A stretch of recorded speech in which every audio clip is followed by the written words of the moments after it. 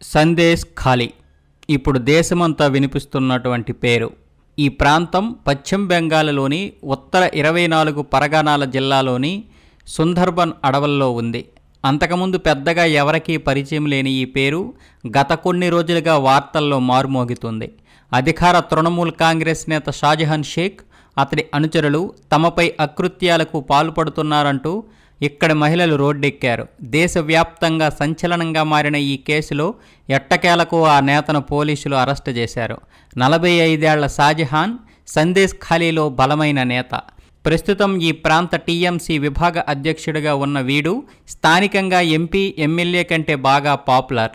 1999లో కూలీగా, కూరగాయల విక్రేతగా చిన్న చిన్న పనులు చేస్తుండేవాడు. ఇతని మామ ముస్లిం షేక్ సిపిఎం నుంచి పంచాయతీ ప్రధానిగా పనిచేశాడు. అతని అండతో 2003లో రాజకీయాల్లోకి అడుగుపెట్టిన షాజహాన్ ఉత్తర 24 పరగనాల జిల్లాలో కీలక నేతగా ఎదిగాడు. 2009 తర్వాత నుంచి రాష్ట్రంలో సిపిఎం వరుసగా ఓటమి పాలవుతున్నా ఈ ప్రాంతంలో మాత్రం షాజహాన్, ఆయన మామ పలుకుబడి మాత్రం తగ్గలేదు. ప్రస్తుత పదవుల్లో కొనసాగుతూనే అనేక దందాలు, వ్యాపారాలు చేసేవారు. తన సిండికేట్లలో స్థానిక యువతకు ఉద్యోగాలిచ్చి వారిని తన గుప్పెట్లో పెట్టుకున్నాడు. పెళ్లిళ్ళు, ఇతర శుభకార్యాలప్పుడు స్థానికులకు ఆర్థికంగా సాయం చేసి పాపులారిటీ దక్కించుకున్నారు. 2013లో టీఎంసీ పార్టీలో చేరిన షాజహాన్ మాజీ మంత్రి జ్యోతిప్రియ మాలిక్కు దగ్గరయ్యాడు. పార్టీలో మంత్రులు, ఎమ్మెల్యేల కంటే ఇతడే బలమైన నేత అని కార్యకర్తలు చెబుతుంటారు. రేషన్ కుంభకోణంలో మాలిక్ అరెస్ట్ అయిన విషయం తెలిసిందే. ఇదే కేసులో ఈ మధ్య ఈడీ అధికారులు షాజహాన్ ఇంటికి తనిఖీలకు వెళ్లగా వారిపై తన అనుచరులతో దాడి చేయించాడు.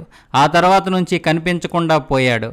సందేశ్ ఖాళీలో దశాబ్దాల పాటు బలమైన నేతగా ఎదిగిన షాజహాన్ అక్కడ ప్రజలను శాసించడం మొదలుపెట్టాడు. స్థానికుల నుంచి భూములను లాక్కోవడం, ఇవ్వని పక్షంలో మహిళలపై లైంగిక దాడులకు పాల్పడడం వంటి ఆరోపణలు వచ్చాయి.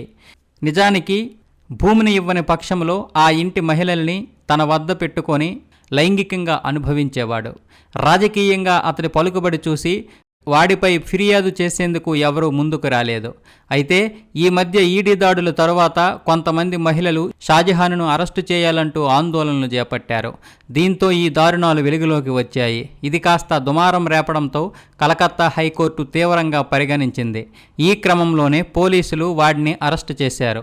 రైతుల నుంచి బలవంతంగా భూములు స్వాధీనం చేసుకుని చేపల చెరువులు ఏర్పాటు చేయడం, మహిళలపై లైంగిక దాడులకు పాల్పడినట్లు వీడిపై అనేక అభియోగాలు ఉన్నాయి. దీంతో పాటు మరిన్ని కేసుల్లోనూ నిందితుడిగా ఉన్నాడు. ఇన్ని ఆరోపణలు వచ్చినా తృణమూల్ నాయకత్వం పెద్దగా స్పందించలేదు. చివరకు హైకోర్టు గవర్నర్ ఆదేశాలతో అరెస్టు చేశారు. ఇప్పటి వరకు నిమ్మకు నీరెత్తినట్లు వ్యవహరించింది మమతా బేగం. ఇన్నాళ్లు పోలీసుల దగ్గర ఆశ్రయం పొందినట్లు భాజపా ఆరోపించింది. నిజానికి తృణమూల్ కాంగ్రెస్కి సరైనటువంటి మొగుడు బీజేపీ అక్కడ ఉండడం వల్లనే వీడిని ఏమాత్రమైన అరెస్ట్ చేశారు. ఆ మాత్రం ప్రతిపక్షం బీజేపీ లేకపోతే అక్కడ మమతా బేగం చేసే దౌర్జన్యాలు అన్నీ ఇన్ని కాదు. హిందువుల్ని ఒకేసారి 21 మందిని ఊచకోతకు వస్తే కిక్కురు మనకుండా నిమ్మకు నీరెత్తినట్టు వ్యవహరించింది ఈ మమతా బేగం. అది కూడా ఆమె అధికారంలోకి వచ్చిన కొన్ని నెలల్లోనే. ఇది పశ్చిమ బెంగాల్ యొక్క పరిస్థితి.